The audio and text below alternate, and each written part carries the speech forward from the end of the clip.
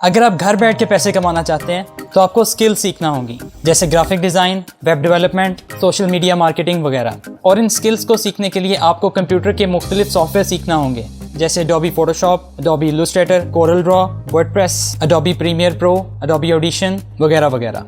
अगर आप इन स्किल्स को सीख के ऑनलाइन पैसे कमाना चाहते हैं तो SM के ग्राफिक्स यूट्यूब चैनल के ऊपर ये तमाम स्किल्स आपको सिखाई जाती हैं और उसकी मुकम्मल ट्रेनिंग दी जाती है।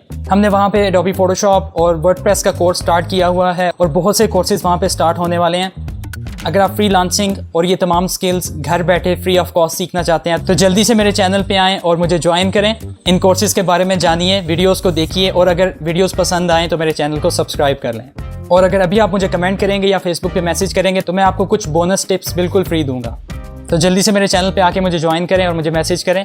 मैं आपसे आपके फ्री कोर्स में मिलता हूँ। Thank you very much. Allah हाफ़िज़।